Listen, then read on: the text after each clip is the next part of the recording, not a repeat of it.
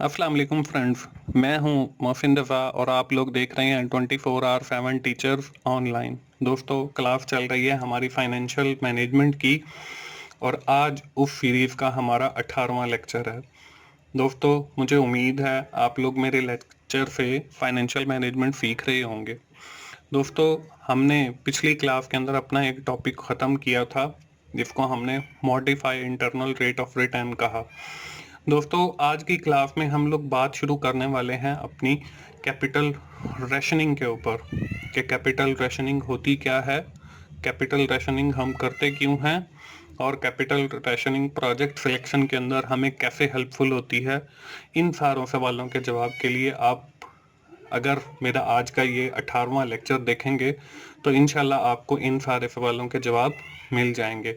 तो दोस्तों, आज की क्लास शुरू करने से पहले हम लोग ये देख लेते हैं कि हमने पिछली क्लास के अंदर क्या चीज़ें कवर अप की थी। दोस्तों, पिछली क्लास के अंदर हमने बात की थी modify internal rate of return. मैंने आपको बताया था कि हम modify return of internal rate of return क्यों कैलकुलेट करते हैं, उसकी वजह क्या है, और साथ मैंने ये भी बताया था कि ये जो टेक्निक है ये हमारी IRR से बेस्ट है। और साथ ही मैंने आपको ये भी बताया था कि ये IRR से कैसे बेस्ट है, क्योंकि IRR जब हम internal rate of return calculate करते हैं तो उसमें हमें डिफरेंट NPVs कैलकुलेट करने पड़ते हैं। उसके लिए हमें एक पॉजिटिव वैल्यू, एक नेगेटिव वैल्यू, मतलब एक हाई वैल्यू, एक लो वैल्यू रिक्वायर्ड होती है और वो हम NPV से कैलकुलेट करते हैं। सो ड्यू हमने इस कॉम्प्लेक्सिटी को कम करने के लिए modify internal rate of return पढ़ा और मैंने आपको साथ ये भी बताया कि हम इस modify internal rate of return को कैलकुलेट कैसे करते हैं। यहाँ तक तो थी दोस्तों हमारी पिछली क्लास। आज की क्लास में हम लोग बात करने वाले हैं दोस्तों एक नए टॉपिक के ऊपर जिसको हमने कैपिटल रेशनिंग कहा है। हम आज की क्लास में देखेंगे कि कैपिटल रेशनिंग बेसिकली होती क्या है और हम साथ ये भी देखेंगे कि कैपिटल रेशनिंग हम लोग यूज क्यों करते हैं। उसके साथ साथ हम ये भी देखेंगे कि कैपिटल रेशनिंग के अंदर कोई जो प्रॉब्लम्स हैं वो कौन कौन सी हैं, कि जब हम कैपिटल रेशनिंग यूज कर रहे होते हैं कौन सी प्रॉब्लम्स हमें आ सकती हैं और हम उन प्रॉब्लम्स के ऊपर ओवरकम कैसे करेंगे, उनको कंट्रोल कैसे करेंगे। ये सारे आज के हमारे टॉपिक हैं। तो चलिए हम अपनी क्लास का बाकायदा आगाज करते हैं और सबसे पहले ये देखते हैं कि कैपिटल रेशनिंग होती क्या है। दोस्तों, अगर आपने मेरा फाइनेंशियल अकाउंटिंग का बल्कि फाइनेंशियल मैनेजमेंट के भी शुरू में मैंने आपको बताया था कि capital is the amount that a person invest into the business. कि कैपिटल जो है वो सरमाया है जो एक कारोबार अपने कारोबार के अंदर इन्वेस्ट करता है या एक इन्वेस्टर अपने कारोबार के अंदर इन्वेस्ट करता है। अब है रेशनिंग। रेशनिंग से मुराद दोस्तों ये है अकल पर मबनी, समझदारी से, कि कैसे वो अपना कैपिटल समझदारी के साथ कौन सी जगह पे इन्वेस्ट करता है जहां से उसे ज्यादा से ज्यादा रिटर्न मिले। तो कैपिटल रेशनिंग से मुराद ये है कि हमने समझदारी के साथ अपना जो सरमाया है उसको ऐसी जगह पे इन्वेस्ट करना है जहां से हमें ज्यादा से ज्यादा मुनाफा आए। तो हम कह सकते हैं जब हमारे पास मुख्तलिफ प्रोजेक्ट हैं तो हमने इनमें से जिसकी हाई एनपीवी हो और IRR हाई हो तो उस प्रोजेक्ट को हम मुंतखब कर लेते हैं। लेकिन जब हमारे पास रिसोर्सेज कम हो, मतलब हमारे पास कैपिटल कम हो या लिमिटेड हो, तो उस सूरत में हम कैपिटल रेशनिंग से काम लेते हैं। मतलब हम समझदारी से अपना सरमाया इन्वेस्ट करते हैं क्योंकि वी हैव लिमिटेड रिसोर्सेज, क्योंकि हमारे पास जो जराए हैं या जो कैपिटल है वो बिल्कुल लिमिटेड है। तो दोस्तों, मुझे उम्मीद है आप लोगों को कैपिटल रेशनिंग का अंदाजा हो गया होगा कि कैपिटल रेशनिंग से बेसिकली मुराद क्या है। तो कैपिटल रेशनिंग से मुराद ये है कि हम जो अपना सरमाया है या जो कैपिटल है वो समझदारी के साथ किसी एक ऐसे प्रोजेक्ट में इन्वेस्ट करें या किसी एक ऐसे प्रोजेक्ट को शुरू करें जहां से हमें ज्यादा से ज्यादा फायदा हो, क्योंकि हमारे पास जो लिमिटेड रिसोर्सेज हैं हम उनसे ज्यादा फायदा उठा सकें। तो दोस्तों, इसको समझाने के लिए हम लोग एक एग्जाम्पल देख लेते हैं। इस एग्जाम्पल से आपको और ज्यादा कैपिटल रेशनिंग के बारे में क्लियरेंस आएगी और ज्यादा आपको पता चलेगा कि कैपिटल रेशनिंग बेसिकली होती क्या है। There are 4 mutually exclusive project to chosen. हमारे पास जो है 4 प्रोजेक्ट हैं, म्यूचुअली एक्सक्लूसिव हैं। आप इनमें से कोई सा भी प्रोजेक्ट सिलेक्ट कर सकते हो। The total budget for investment is 1000।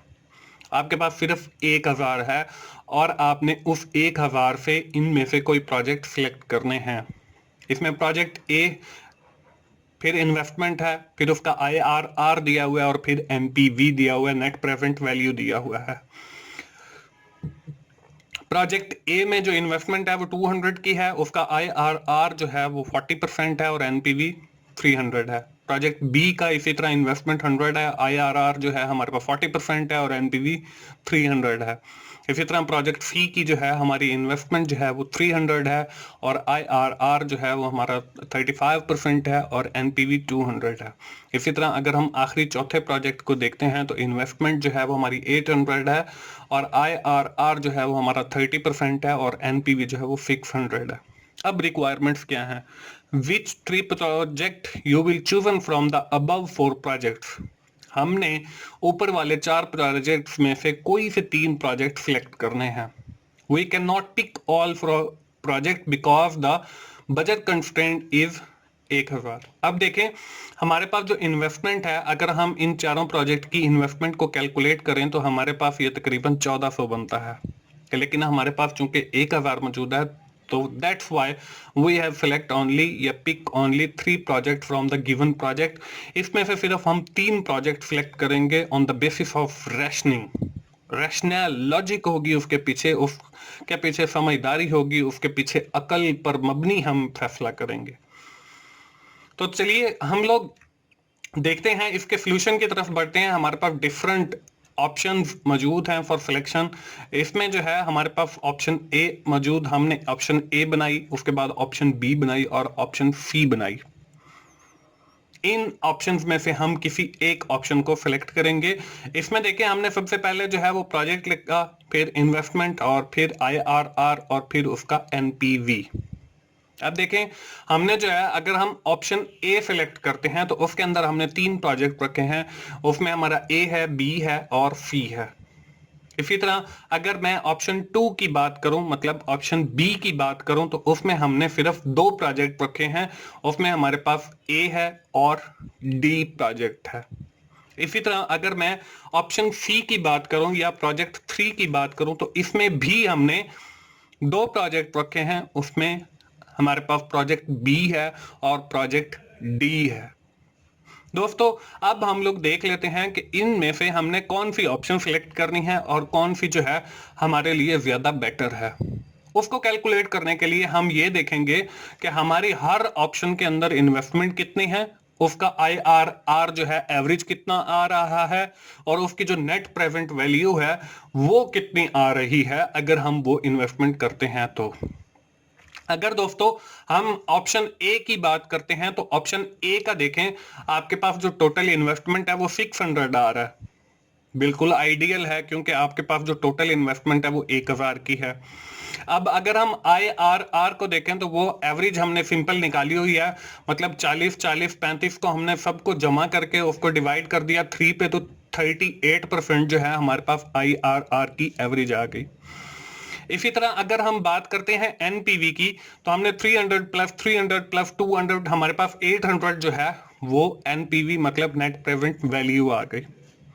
इसी तरह अगर हम ऑप्शन बी पे जाते हैं तो इस तरह देखें, इन्वेस्टमेंट हमारे पास फर्स्ट 200 है, फिर 800 है, तो 1000 हमारी टोटल इन्वेस्टमेंट पूरी हो जाती है। इसी तरह अगर हम IRR को देखते हैं तो 40 और 30 70 तकसीम 2 करेंगे तो 35% हमारा IRR एवरेज आ गए। और अगर हम NPV को देखते हैं तो वो 300 प्लस 600 900 हमारे पास NPV आ जाता है। अगर हम ऑप्शन सी की बात करते हैं तो इसमें देखिए हमारे पास 2 प्रोजेक्ट हैं और दोनों प्रोजेक्ट में इन्वेस्टमेंट जो है वो हमारी 100 और 800 900 हो गई और IRR जो है वो हमारे पास 35% है। और इसी तरह अगर हम देखते हैं NPV के तो वो हमारे पास 900 है। तो दोस्तों अब देखें प्रोजेक्ट ए के अंदर आपका 800 NPV है और 600 इन्वेस्टमेंट है। प्रोजेक्ट बी जो ऑप्शन बी है या 2 है वो आपके पास 900 NPV है और 1000 इन्वेस्टमेंट है। और इसी तरह अगर हम प्रोजेक्ट सी को या ऑप्शन सी को या ऑप्शन थर्ड को देखें तो वो हमारे पास एनपीवी उसकी 900 है और हमारे पास जो इन्वेस्टमेंट है वो 900 है। तो दोस्तों हम कैसे कैपिटल रैशनिंग यूज करते हुए इन ऑप्शंस में से एक ऑप्शन सेलेक्ट करेंगे, तो इसके हम डिसीजन की तरफ चलते हैं और देखते हैं कि हमने कौन सी ऑप्शन सेलेक्ट की है। The overall analysis shows that the option B या ऑप्शन 2 इज बेस्ट ऑप्शन। इसकी वजह क्या है? It carries the highest NPV which is RF 900 and it also the highest budget utilization of RF 1000। अब देखें हमारे पास 1000 बजट है, वो 1000 बजट भी पूरा हो रहा है और इसकी जो NPV है वो भी 900 है, सबसे ज्यादा है, और IRR जो है वो रफली हमारे पास 35% है। मैं वापस आपको उसी पिछली स्क्रीन के ऊपर ले चलता हूं। देखें हमारा जो प्रोजेक्ट ऑप्शन ए है उसके अंदर देखें NPV 800 है, इन्वेस्टमेंट 600 है। हम इसको वैसे ही कैंसिल कर देंगे क्योंकि हमने टोटल 1000 इन्वेस्ट करना है, लेकिन यहाँ पे 600 है। इसी तरह अगर मैं ऑप्शन सी को देखता हूं तो वहां पर भी देखें आपकी इन्वेस्टमेंट 900 है, लेकिन हमने टोटल इन्वेस्ट 1000 करना है, तो इस प्रोजेक्ट को भी हम कैंसिल कर देंगे। ये तो हो गया on the basis of investment. अगर हम देखें एनपीवी की बेस पर तो हमारा जो एनपीवी है वो ऑप्शन ए का 800 है, ऑप्शन बी का 900 है, ऑप्शन सी का 900 है। अब हमने दोनों को मिलाकर देखना है, इन्वेस्टमेंट को भी और एनपीवी को। तो जब हमने इन्वेस्टमेंट और एनपीवी को मिलाया तो हमारे पास जो ऑप्शन बी है वो बिल्कुल ठीक आई, क्योंकि उसका जो टोटल इन्वेस्टमेंट है वो 1000 है और उसका जो एनपीवी है वो 900 है, और ये सारे जितनी हमारे पास दो ऑप्शन और हैं उन सब से अच्छा है। तो दोस्तों ऐसे हम कैपिटल रैशनिंग का इस्तेमाल करके अपने जो प्रोजेक्ट है उसको सिलेक्ट करते हैं। दोस्तों हमने बात की कैपिटल रैशनिंग की। जब हम लोग कैपिटल रैशनिंग कर रहे होते हैं तो उसमें हमें कुछ प्रॉब्लम्स भी आ सकते हैं। उसमें जो हमें सबसे ज्यादा इंपॉर्टेंट प्रॉब्लम्स आते हैं वो कोई 3 किस्म के हैं। उसमें जो सबसे पहला प्रॉब्लम है वो है 5 डिफरेंस कैश फ्लो, कि हमारा जो कैश फ्लो का साइज है वो डिफरेंट है। उसमें जो सेकंड प्रॉब्लम है वो है टाइमिंग डिफरेंस कैश फ्लो, और जो लास्ट वाला प्रॉब्लम है वो है लाइफ ऑफ प्रोजेक्ट अनइक्वल। अब हम डिटेल में देख लेते हैं कि 5 ऑफ डिफरेंट से क्या मुराद है।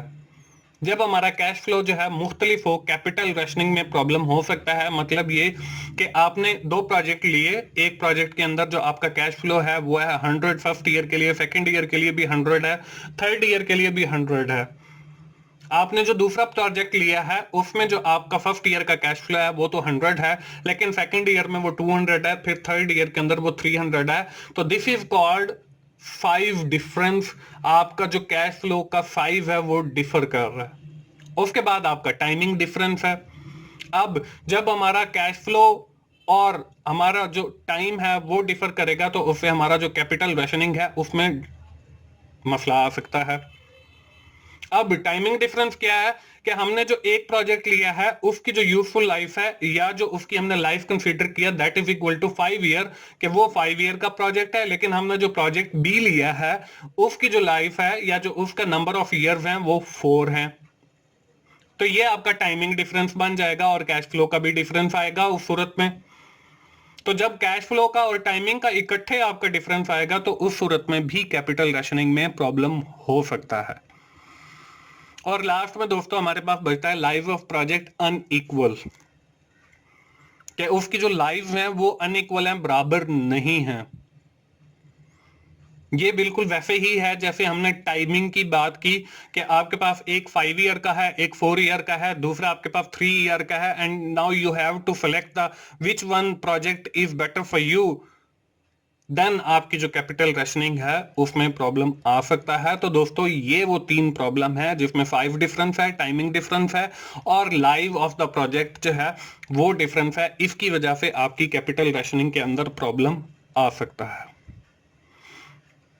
दोस्तों ये यहां तक जो बात थी हमारी कैपिटल रेशनिंग की थी, मुझे उम्मीद है आप लोगों को फाइनेंशियल मैनेजमेंट की समझ आ रही होगी। दोस्तों, अगर आपको मेरी वीडियोस अच्छी लग रही हैं तो उन्हें लाइक कीजिए, अपने दोस्तों से शेयर कीजिए और कमेंट्स की सूरत में अपना फीडबैक दीजिए। और मोफिन भाई का channel 24R7 teachers online subscribe कीजिए ताकि मेरी हर आने वाली वीडियो आप लोगों तक पहुंच सके। दोस्तों, मिलते हैं अगली क्लास में। Thank you very much. Allah Hafiz.